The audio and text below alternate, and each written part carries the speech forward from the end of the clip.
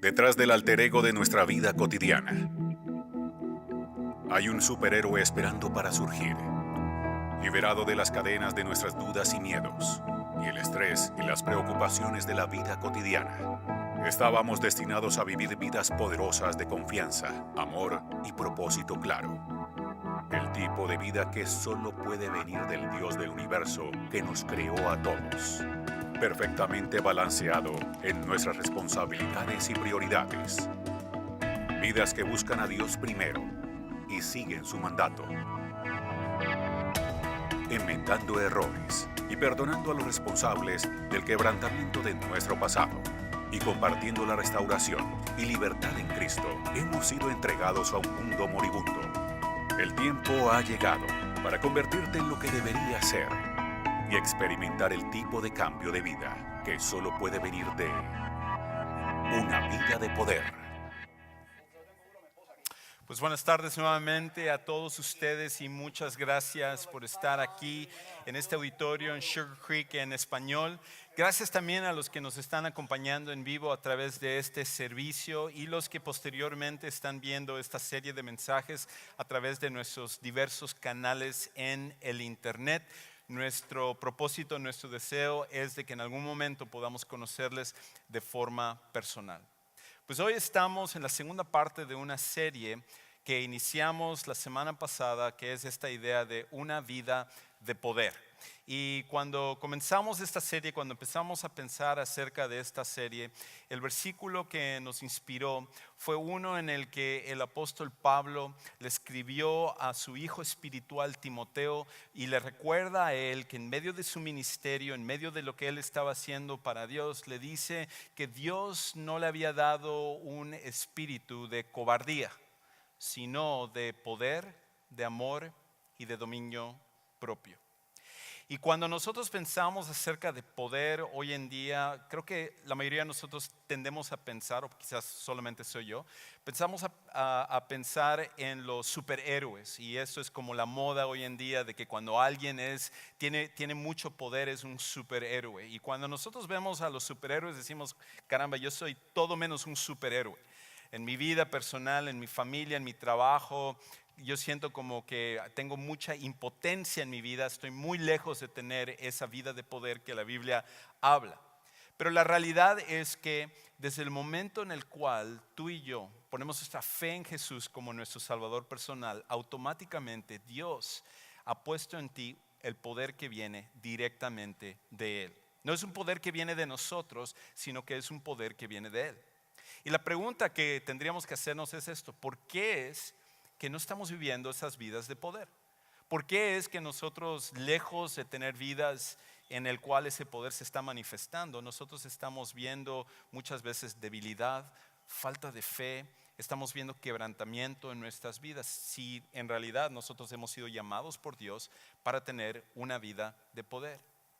Y lo que estamos haciendo durante esta serie es que cada semana estamos tomando un principio diferente que nos ayude a entender cómo ese poder que Dios ha puesto en nosotros se debe de manifestar. Y que aunque Dios ya nos dio el poder, de cualquier manera hay ciertas cosas que tú y yo necesitamos hacer en nuestras vidas para que ese poder se pueda manifestar. La semana pasada habíamos hablado acerca del poder del enfoque, de una vida enfocada, y hablamos acerca de la importancia de que nosotros nos enfoquemos sobre todo en el premio que Dios tiene delante de nosotros, que de hecho es Jesucristo mismo. Y cuando nosotros vivimos vidas enfocadas, nos ayuda a poder tratar y lidiar con todas las demás distracciones que nosotros tenemos en nuestra vida. Y hoy quiero compartir otro principio que nos va a ayudar en esta trayectoria. Y el principio tiene que ver con una vida de obediencia, una vida de obediencia. Cuando hablamos acerca de esto, de la obediencia, esto es una parte clave que tú y yo necesitamos tener cuando nosotros seguimos a Dios. Porque Dios nos puede dar toda la información que necesitamos, Dios puede darnos todo lo que nosotros requerimos, pero no es hasta que nosotros ponemos en práctica esas cosas que empezamos a ver la diferencia. De hecho, una de las cosas que sucede muy a menudo es de que tengo personas que vienen a una consejería Y no porque yo tenga todas las respuestas, ni porque soy el mejor consejero. Mi trabajo principalmente es apuntar a la Biblia, porque la Biblia es el único lugar donde encontramos las respuestas que vienen por parte de Dios. Pero con el tiempo, después de muchos años de estar haciendo esto, he encontrado que hay dos tipos de personas, dos tipos de parejas que vienen a una consejería. Una es el tipo de personas que vienen a escuchar el consejo, a ver lo que los principios de la palabra de Dios dice y salen de esa oficina sin ninguna intención de poner eso en práctica. Y lo que termina pasando a la larga es que su vida personal o su vida matrimonial o la situación que ellos están pasando con el tiempo se vuelve cada vez peor. En cambio, hay otro tipo de personas que está tomando en serio los principios de la palabra de Dios y que cuando escucha lo que tiene que hacer, lo toma y pone el deseo de poner en práctica lo que Dios está diciendo que necesita hacer. En otras palabras, empieza a ejercer esta vida de obediencia dentro de él. Y Dios toma esa vida de obediencia y él, a través de eso, empieza a hacer una transformación en la vida de esa persona. Y la pregunta que tendríamos que hacer es esta: ¿qué tipo de persona somos? ¿Somos ese tipo de personas que simplemente venimos a escuchar un mensaje, venimos a escuchar una enseñanza, leemos un pasaje todos los días y nuestra vida sigue igual porque no tenemos ninguna intención de poner eso en práctica?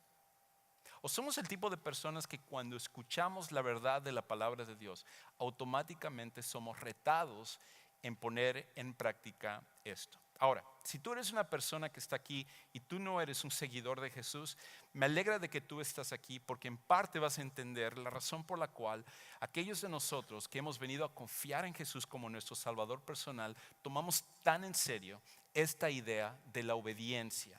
Y a través de un pasaje que vamos a ver el día de hoy, nos va a ayudar a entender un poquito más cómo la obediencia juega un papel tan importante en nuestras vidas y cuál debe de ser nuestra actitud hacia ella. Porque la realidad es esta: si la obediencia fuera algo tan fácil, si la obediencia fuera algo que nos viniera de forma natural a todos nosotros, ni siquiera estaríamos hablando de este principio, todos lo estaríamos haciendo. Pero la realidad es que todos nosotros, no importa quiénes seamos y no importa cuánto tiempo tengamos de seguir a Jesús, todos nosotros batallamos en el área de la obediencia. Y la pregunta también es, ¿por qué? ¿Por qué es que batallamos con esta idea de la obediencia? Y creo que lo primero que tendría que decir, el primer principio que nos tiene que guiar a través de entender esto y el papel que juega la obediencia en nosotros y por qué nos cuesta tanto trabajo, es esta idea: una explicación no puede reemplazar nuestra confianza en Dios. Una explicación no reemplaza la confianza en Dios.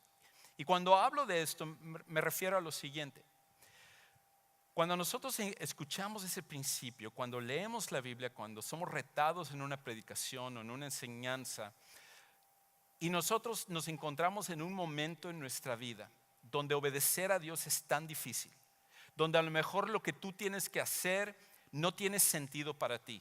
Lo que Dios te está pidiendo que tú hagas en tu vida personal, en tu matrimonio, en tu trabajo, con tus compañeros de escuela, cualquier situación que tú estás pasando, tú dices: esto no tiene sentido. Yo tengo que amar a mi cónyuge a pesar de la manera como se conduce.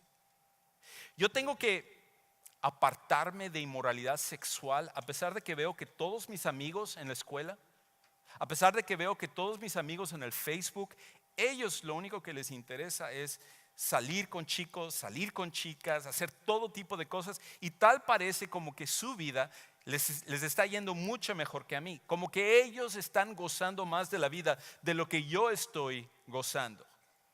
Y son en esos momentos, en esos casos que tú y yo pasamos, donde empezamos a preguntarnos y a cuestionar si realmente vale la pena seguir lo que la Biblia nos dice, lo que Dios nos está diciendo y aquello que nosotros necesitamos obedecer. Y creo que cuando eso sucede, nuestra actitud principal, el modo que normalmente nosotros inmediatamente adoptamos, es esta idea de que Dios, lo que yo quiero es una explicación. Lo que yo quiero es que tú me digas por qué tengo que obedecer. Que tú me digas qué es lo que va a pasar al final de mi vida. Que a lo mejor las cosas van a mejorar, que si yo hago esto automáticamente va a impactar mi matrimonio, que si yo empiezo a ser obediente con respecto a este principio, entonces tú vas a componer mi situación que estoy pasando. Necesito que tú me des una explicación de por qué es que yo tengo que hacer esto. Y creo que todos nosotros tenemos la tendencia a actuar de esa manera. Todos nosotros empezamos a cuestionar a Dios y decir: Dios, yo solamente voy a estar dispuesto a hacer esto cuando yo entienda por qué es que tú me estás pidiendo hacerlo. Y aparte, cuando tú me digas al final cuál va a ser el resultado. La realidad es que si somos honestos, todos nosotros batallamos con esto. El problema es que cuando nosotros pedimos una explicación a Dios, la explicación nunca puede tomar el lugar de confiar en Dios. Y parte de lo que vemos en nuestra relación con Dios es de que la confianza, confiar en Dios siempre es el primer requisito para que nosotros podamos ver lo que Dios está haciendo en nuestra vida. Y parte de ello es que a veces tú y yo vamos a pasar por situaciones en nuestra vida donde es difícil confiar en Dios, donde pensamos que nosotros podemos hacer un mejor papel que Dios, aunque cuando vemos nuestra vida vemos que no es así. Pero nosotros nos seguimos convenciendo de que tú y yo podemos hacer un mejor trabajo que Dios en nuestra vida. Y cuando tú estás dispuesto a confiar en Dios, entonces, sea que tú recibas una explicación o no recibas una explicación, de cualquier manera estás dispuesto a seguir adelante y confiar en Dios. Y hoy vamos a ver a una persona, un personaje que se encontró en esa situación que tú y yo nos encontramos. Y este hombre, de la misma manera, fue confrontado por Dios para tomar un paso de obediencia, y lo que menos él podía hacer es entender qué es lo que él tenía que hacer y por qué Dios le estaba pidiendo que él hiciera una cierta cosa. Pero al ver un poco su historia, creo que tú y yo podemos aprender sobre todo un principio que nos va a ayudar cada vez que nos encontramos en esta situación, donde tú estás luchando, dudando con obedecer a Dios, a pesar de que es claro lo que tienes que hacer, porque al final tú y yo queremos esa explicación. Ahora, una cosa antes de que entremos al pasaje. Creo que otra cosa con respecto a esta idea de que la explicación, de que todos nosotros queremos: Señor, explícame primero, antes de que yo te obedezca, antes de que yo haga esto, necesito que tú me expliques por qué es que tú quieres que haga esto, cuál va a ser el resultado final. Creo que cuando nosotros tenemos esa actitud, hay algo que eso expone en nuestro corazón, y es esto: exigimos una explicación porque nos falta humildad. Exigimos una explicación porque nos falta humildad. En otras palabras, nuestra lucha no es solamente que no queremos confiar en Dios, sino que la gran mayoría de nosotros nos encontramos en situaciones donde no queremos doblegarnos delante de Dios, donde no queremos darle a Él el control de nuestra vida. Y por lo tanto, ante esa falta de humildad, nosotros exigimos una explicación, porque a lo mejor en algunos de los círculos donde tú estás en tu vida, tú tienes todo el derecho para exigir una explicación, ¿verdad? En tu matrimonio, tú les exiges una explicación a tu esposo o a tu esposa, y ellos te tienen que dar la explicación. A lo mejor en tu familia, tú eres uno de los padres y tú exiges una explicación a tus hijos y ellos te tienen que dar esa explicación. A lo mejor tú eres un joven y tienes un cierto liderazgo en tu escuela, y entre tus amigos tú puedes demandar una explicación y tus amigos sienten la obligación de darte esa explicación. O en tu trabajo tienes una cierta posición donde cuando tú le dices a otros que te expliquen por qué de las cosas, ellos están en esa posición donde tienen que explicarte lo que tú estás demandando. Y a veces creo que nosotros tenemos la tentación de creer que estamos en una posición con Dios donde le podemos exigir a Él que nos dé una explicación. Y cuando es así, lo que eso expone es un problema principal que todos nosotros tenemos, y eso es una falta de humildad. Aproximadamente unos 860 años antes de que Cristo naciera, en Israel había un hombre que se llamaba Naamán. Y este hombre Naamán había sido un gran guerrero por parte del reino de Aram. Y escucha la manera como en Segunda de Reyes capítulo 5 se nos introduce a este personaje y lo que él aprendió en su vida y lo que nosotros podemos aprender a través de la vida de él. Escucha lo que dice Segunda de Reyes 5 en el versículo 1. Comienza diciendo ahí: Naamán, capitán del ejército del rey de Aram, y déjeme pausar ahí. Por ejemplo, en esta traducción que estoy usando, que es la Nueva Biblia de los Hispanos, aquí habla capitán, pero quizás en la versión que tú estás utilizando, algunos dicen general, otro dice jefe, pero la idea es que este hombre era el segundo más importante del reino de Aram o de Siria. Y este hombre se había convertido en un hombre tan importante debido a sus proezas militares, y de hecho comienza a decirnos un poco acerca de esto. Era un gran hombre delante de su señor y tenido en alta estima. El rey de Aram era un hombre que se llamaba Ben-Hadad II, y este hombre había por varios años sido el rey de este lugar, de este reino de Aram que se encontraba al norte de Israel. Y de hecho se había convertido también en el enemigo número 1 de Israel. Este rey Ben-Hadad, de hecho, se había enfrentado al rey anterior de Israel, que se llamaba Acab. Habían tenido disputas, y de hecho durante ese tiempo en varias ocasiones eran pocos los años en donde Israel y Aram no estaban en guerra, pero justo en este momento había un tiempo de paz. Y entonces este hombre Naamán era un gran hombre delante de su señor y tenido en alta estima. Constantemente el pasaje nos está recordando: este era un hombre bien importante, este era un hombre que había logrado bastante, había tenido muchas hazañas como soldado, y era tenido en alta estima por el rey. Y dice: porque por medio de él el Señor había dado la victoria o salvación a Aram. Este era un héroe de guerra.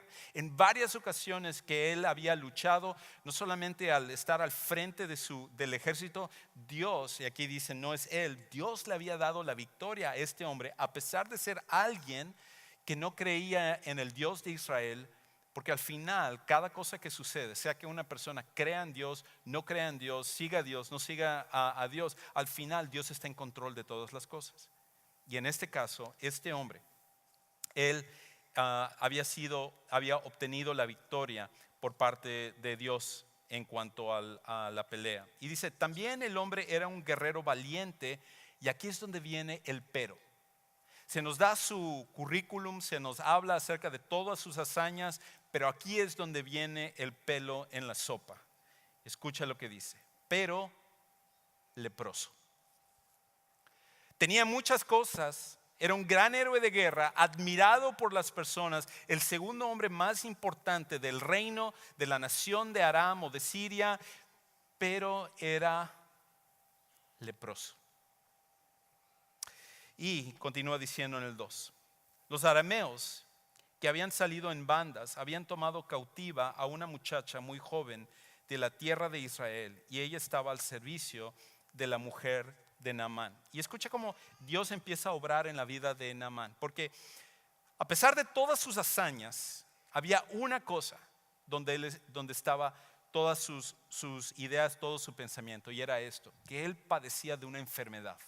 Ahora, entre los comentaristas de los pasajes, algunos están divididos entre el hecho de que a lo mejor esta era lepra, como en el tiempo de Jesús, donde la gente estaba sufriendo por esta enfermedad porque carcomía los nervios, carcomía la piel, al punto de que con el tiempo la persona se moría. Esto era una enfermedad fatal donde no tenía ninguna cura. De hecho, interesantemente, hasta el día de hoy hay muchos países que sufren de lepra, y uno de los que más hay leprosos, quizás sea interesante para ti, a lo mejor no sabías esto, es en Brasil. Brasil es uno de los países donde hay más gente leprosa.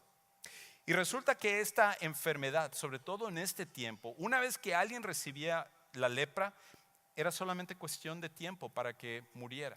Y era una enfermedad tan dolorosa que a medida que la persona los nervios se le iban muriendo, sentía un dolor tremendo hasta que llegara ese momento, y en muchas ocasiones las personas morían de ser desangrados, de hecho, antes que la lepra los mate, porque de hecho a veces podían cortarse, podían tener una herida y no darse cuenta que se estaban desangrando porque simplemente habían perdido todo el tacto y todo el sentir de su piel.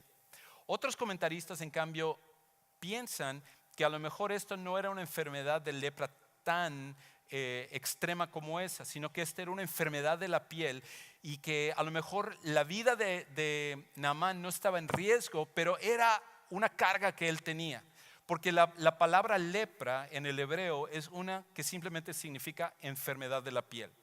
Y a lo mejor este hombre, que era un gran guerrero, que era un hombre orgulloso, que era un hombre que había logrado tantas proezas, era evidente su enfermedad que él tenía en la piel. La gente se daba cuenta de ello y él sufría, porque él decía: ¿por qué de todos yo tengo que tener esta enfermedad? ¿Por qué soy yo el que tengo que tener esta enfermedad de la piel? ¿Por qué todos me ven de esta manera? Y con todo lo que yo logro, al final la gente lo que más nota es esto. Cualquiera que haya sido el caso, que haya sido la lepra y que su vida estaba en peligro, o que simplemente era una lepra que era una enfermedad evidente de la piel, donde él se sentía como humillado por esto, cualquiera que haya sido la situación, era algo que Naamán deseaba recibir una cura.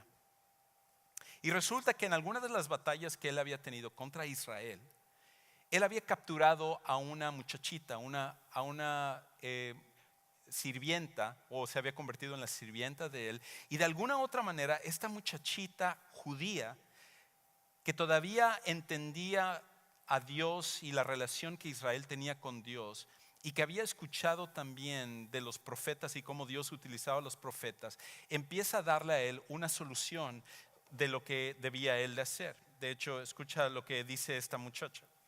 Y ella dijo a su señora, a la señora Naamán, bueno, no se llamaba de eso, pero digamos es la señora Naamán. Dice: si mi señor estuviera con el profeta que está en Samaria, él entonces lo curaría de su lepra. Interesante la influencia que tenía esta muchacha, de que cuando ella sugiere que la solución está en ir a ver el profeta que se encontraba en Samaria, ellos le escuchan, porque dice luego, el versículo 4: entonces Naamán fue y habló a su señor el rey, diciéndole: esto y esto ha dicho la muchacha que es de la tierra de Israel. En otras palabras, dice ella que hay un profeta allá, que cuando uno va, él es como un curandero. Él es alguien que te saca, no sé, me imagino, hojitas, y luego te hace una limpia y hace... Porque en la mente de Naamán eso es lo que él conocía. Conocía a curanderos y hechiceros, y él se imaginaba que el profeta de Israel era uno así. Y entonces él dice: mira, esto es lo que ella dice que puede hacer. Y el versículo 5 dice: y el rey de Aram le dijo: ve ahora y enviaré una carta al rey de Israel. Y él fue y llevó consigo 340 kilos de plata, 6,000 siclos o 68.4 kilos de oro y 10 mudas de ropa. Y el rey de Aram, Ben-Hadad, él entendía muy bien el tipo de relación que había entre reyes, porque a pesar de que en este momento tenían paz, un rey no le podía simplemente exigir al otro rey que hiciera lo que debía de hacer, y más cuando las cosas estaban tan tensas entre la nación de Aram y la nación de Israel. Y por lo tanto, él envía todos estos regalos para el rey, porque él estaba bajo la impresión que como él, en este caso el rey de Israel, simplemente podía decirle al profeta: necesito que le cures a él, así que ven y cúralo. Pero no es eso como funcionaba en Israel.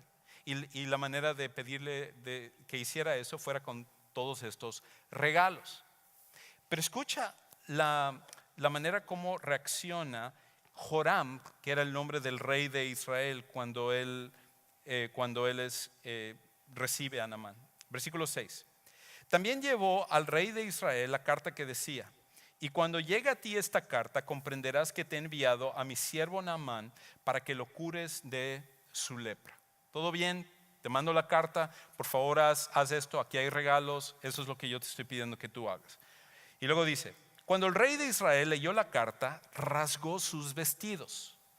Que en el tiempo antiguo, en el Medio Oriente, era una forma de mostrar enojo, o era una forma de mostrar dolor, o una forma de mostrar sufrimiento. En este caso era una de enojo y también de preocupación. Y dijo: ¿acaso soy yo Dios para dar muerte y para dar vida? ¿Para que éste me mande a decir que cure a un hombre de su lepra?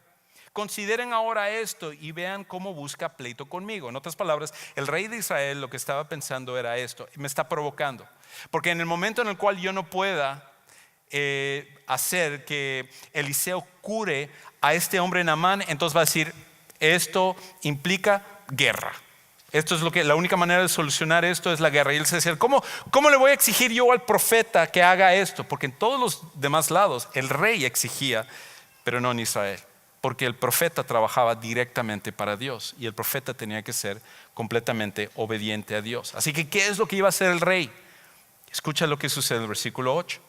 Al oír esto, Eliseo, el hombre de Dios, que el rey de Israel había rasgado sus vestidos, en otras palabras, estaba tan desesperado y sabía que no tenía una manera de solucionar esto, envió aviso al rey diciéndole: ¿por qué ha rasgado sus vestidos? Que venga él a mí ahora y sabrá que hay profeta en Israel. Simplemente que él venga y yo voy a hacer lo que Dios me dice, porque yo soy el profeta de Dios. Vino pues Naamán con sus caballos y con su carro y se paró a la entrada de la casa de Eliseo. Yo me imagino, wow, imagínate esa imagen en ese momento, que Naamán, que no había viajado solo, que seguramente llevó parte de sus soldados, estaba sobre su caballo y con a lo mejor su mejor vestimenta de soldado, impresionante, con las mejores espadas, las mejores lanzas, escudo. Él agarra y su séquito de otros soldados vienen impresionantes y se para delante de la casa de Eliseo. Y en parte era como para intimidar, pero lo otro es para mostrar que él era un hombre súper importante. Sería como que de repente en tu casa alguien con una limusina así larguísima se para delante de tu casa y sale alguien como tipo guardaespaldas y viene otro y puedes notar su pistola que está aquí a un lado y abre la puerta y vienen y empiezan a golpear en tu casa. ¿Cuál sería tu reacción? ¿Qué es lo que tú harías? Pues algo así es lo que le estaba sucediendo a este hombre, a Eliseo. Y escucha la reacción de Eliseo cuando viene este hombre a hacer esto. Y Eliseo salió por la puerta y se inclinó para... perdón, no dice eso mi versión. Dice, versículo 10. Por eso tienen que leer la Biblia. Dice, ¿qué versión está leyendo? Nunca había escuchado esa versión. Y Eliseo le envió un mensajero. En otras palabras, Eliseo dice: eres una persona tan importante, ¿sabes qué? Ve y dile lo que tiene que hacer ahora. Es más, ve y le vas a decir lo que tiene que hacer. Cuando alguien importante viene a tu puerta, lo menos que tú haces es salir a recibir a esa persona. Solamente envías a tus hijos o solamente envías a la persona que a lo mejor trabaja en tu casa cuando consideras que la persona no es importante. Pero si la persona es importante, tú tienes que salir de forma personal a recibir a la persona. Y escucha la manera como Eliseo reacciona. Porque dice así, otra vez, le envía un mensajero diciendo: ve y lávate en el Jordán 7 veces y tu carne se te restaurará y quedarás limpio. Esto es lo que tienes que hacer. Me envió Eliseo, mi amo, a decirte: esto es lo que tienes que hacer. Vas a ir al Jordán, al río Jordán, y ahí te vas a lavar 7 veces y con eso quedas bien. Y pum, le cierra la puerta. Y se queda Naamán ahí preguntándose: ¿qué onda con este vato? Dice, porque era de la región norte de México, él, por alguna razón. Entonces, ¿qué onda? ¿Por qué reacciona de esta manera? Si yo vine aquí, yo soy un hombre poderoso, yo soy un guerrero, yo soy el segundo del reino. Y escucha la manera como reacciona Naamán.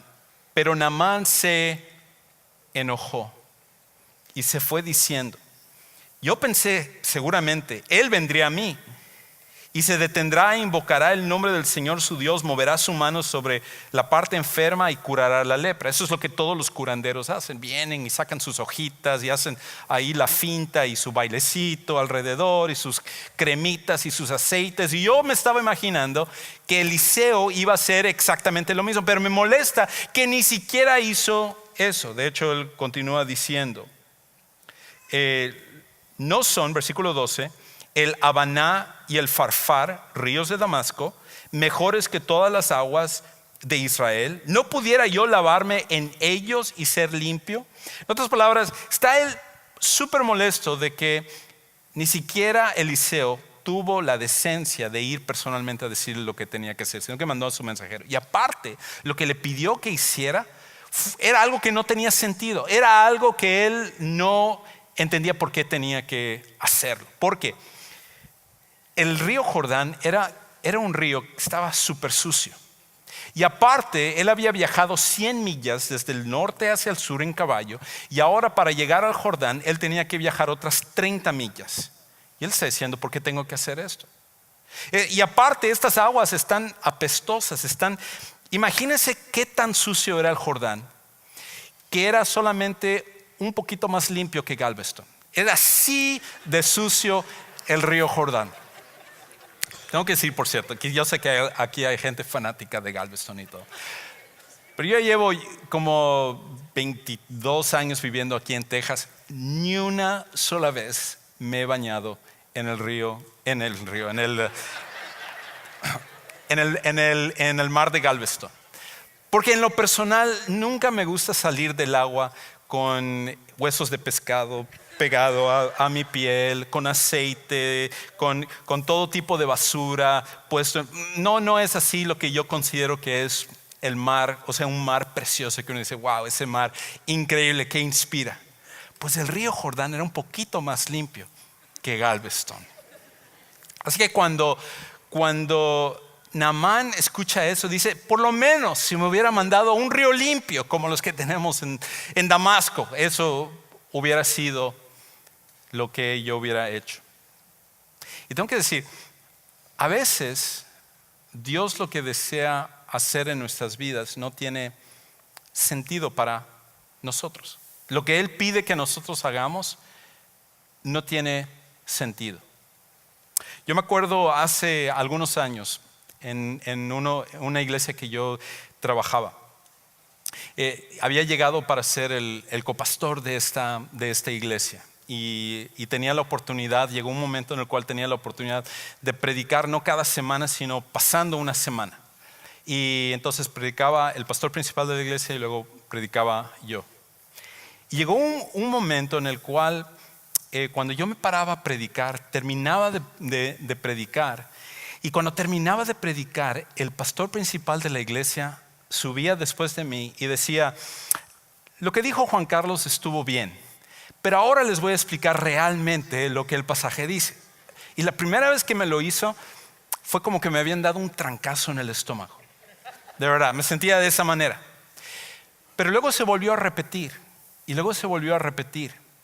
Y me acuerdo de haber tenido conversaciones con Hayes de decir, ¿qué es lo que hago aquí? Mejor me voy. ¿Por qué voy a dejar que me traten de esta manera? ¿Por qué el pastor va a decir esto? O sea, prácticamente todo lo que yo dije, al final dijo, eso era una basura. Ahora les voy a explicar lo que es la solución. Por cierto, Héctor en un momento va a salir a hacer exactamente lo mismo. No es cierto. Pero era algo que me afectaba y yo sufría por eso. Y decía, ¿cómo es posible que me hagan esto? Y ese era el tiempo en el cual yo estaba estudiando en el seminario. Entonces estaba creciendo en cuanto a mi conocimiento de teología, estaba creciendo en mi conocimiento de cómo estudiar la Biblia, estaba tomando clases de predicación, estaba creciendo en todas estas diferentes áreas de mi vida. Pero había una área donde no estaba creciendo. Y esa área era la área de humildad. Porque al final de nada sirve a una persona predicar si no está aprendiendo humildad. Y Dios también desea que tú crezcas en humildad. De hecho, a lo mejor tú te encuentras en una situación en tu vida donde tú tienes que humillarte, donde tú tienes que tolerar cosas, donde tú dices, ¿y por qué yo voy a aguantar esto? Y tal como Naamán, tu reacción es el enojo. Tu reacción es querer pegar de regreso a aquellos que te pegan y te lastiman. Pero ¿sabes una cosa? Dios quiere enseñarte algo muy importante, que es la humildad. Porque de hecho, Eliseo pudo haber salido y pudo haber simplemente orado, simplemente le pudo haber puesto la mano y su lepra se hubiera quitado. Pero eso no era el plan de Dios para Naamán.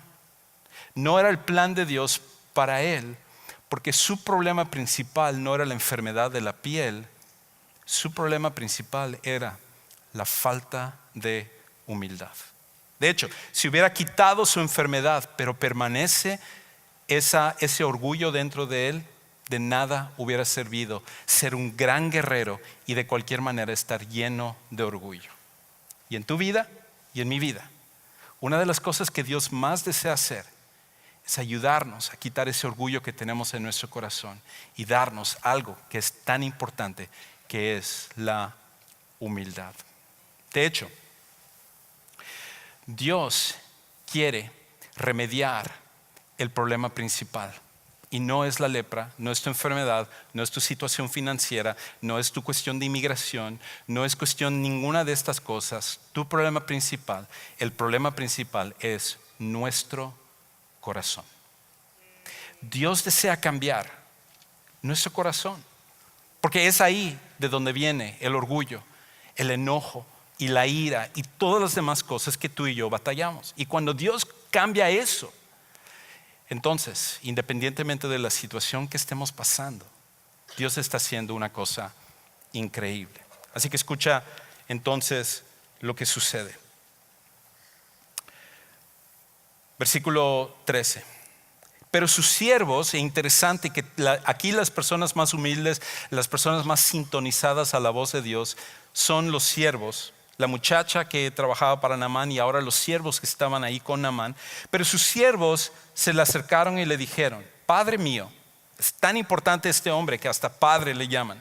No porque era físicamente o biológicamente el padre. Si el profeta le hubiera dicho que hiciera alguna gran cosa, ¿no lo hubiera hecho? ¿Cuánto más cuando le dice a usted: lávese y quedará limpio? En otras palabras le dicen: ¿sabes qué? ¿Por qué te vas a ir molesto? ¿Por qué te vas a ir enojado? Sí, quizás tiene razón, a lo mejor el profeta debió de haberte tratado de otra manera, darte un poquito más de respeto como tú estás acostumbrado. Pero ¿sabes qué? Lo que te pidió no es una cosa difícil. Lo que te pidió no es una cosa que no puedes ir y hacer. Y por lo tanto, ¿por qué no humillarse y hacerlo ahora para que tú puedas ver el resultado de ello? ¿Qué pierdes si vas y te humillas y haces esto? El problema es que cuando nos falta humildad queremos una explicación. Cuando nos falta humildad queremos que Dios nos diga por qué es que Él permitió esto en mi vida, por qué es que no me dio mis papeles, por qué es que Él no me ha ayudado en esta situación financiera, por qué es que en mi matrimonio no está cambiando a mi esposa o mi esposo tan rápido como yo quiero. Quiero que me des una explicación de por qué suceden estas cosas. Pero lo que sí sé, aunque no tengo la respuesta de por qué Dios obra a la velocidad que Él obra, es que Él está haciendo algo más importante en ti. Y eso es darnos a cada uno de nosotros humildad. Y cuando nosotros tenemos humildad, es increíble lo que Dios puede hacer en nuestras vidas. Así que aquí hay un principio que creo que todos nosotros nos debe de servir independientemente de lo que nosotros enfrentemos. Y el principio que nosotros necesitamos seguir es esto. Cuando quieras entender, primero necesitas obedecer. Cuando quieras entender, primero necesitas obedecer. Si te olvidas de todo lo demás que he compartido en esta tarde, hay un principio que necesitas recordar, un principio que te tiene que quedar grabado. Y es este principio. Cuando quieras entender, primero necesitas obedecer. ¿Por qué no lo decimos juntos todos? Cuando quieras entender, primero necesitas obedecer. Y esto es algo que tú y yo necesitamos recordar con respecto a nuestra vida. Señor, es que ¿por qué quieres que yo haga esto? Es que no tiene sentido que yo haga. Es que lo leí en tu palabra y me estás diciendo que no tiene. en vez de pedir una explicación, si realmente quieres entender, primero necesitas obedecer. Primero necesitas someterte y obedecer a Dios. Y eso es exactamente lo que Naamán al final termina haciendo. De hecho, lo dice de esta manera. Entonces, al final él se humilló, viajó las 30 millas, llega al río Jordán y dice él, wow, hubiera preferido Galveston, pero bueno, aquí estoy. Versículo 14. Entonces, él bajó y se sumergió 7 veces en el Jordán. Imagínate que cada vez que él bajaba quedaba más enlodado y volvía a subir y quedaba tan sucio y hediondo y todo. 1, 2, 3 y él seguía viendo su piel y veía la lepra y decía, no se me está.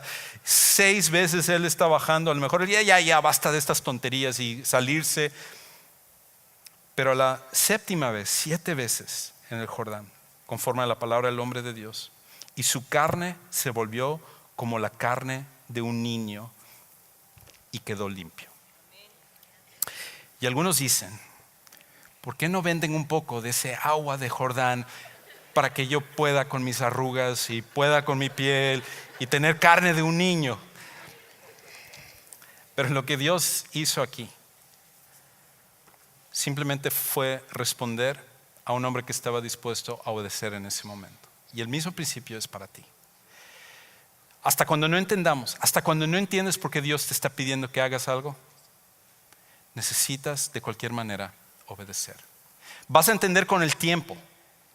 A lo mejor vas a comprender después de que pasas por ello. A lo mejor va a pasar algún tiempo, pero lo que necesitamos es simplemente confiar, humillarnos y obedecer a lo que Dios está diciendo que hagamos.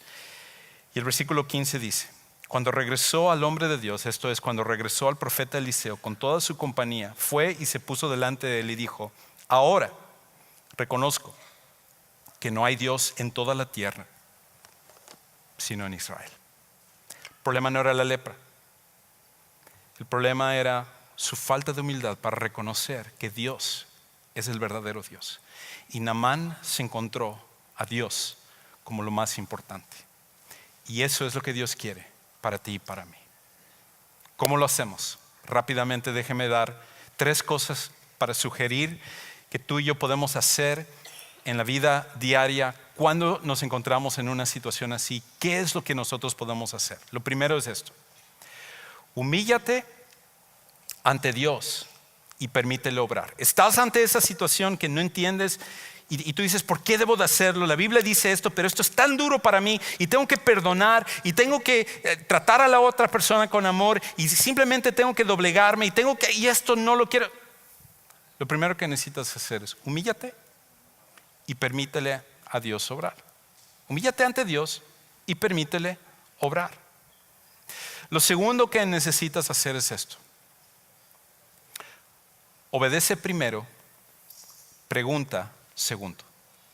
Obedece primero, pregunta segundo. Nosotros lo invertimos. Nosotros preguntamos primero y decimos, ¿por qué Dios? Explícame, necesito que me des una razón, necesito que nosotros... Y entonces voy a considerar si voy a obedecer. No, y el orden es este: obedece primero, pregunta segundo. Lo que quiera que tú estés enfrentando, lo primero que necesitas hacer es obedecer. Y entonces puedes preguntar. Y hay algunas ocasiones en las cuales Dios simplemente sabe que necesitamos de algo y no lo que necesitamos es una explicación. Y lo tercero y lo último que nosotros necesitamos hacer es esto: confía en Él para los resultados. Confía en Él para los resultados.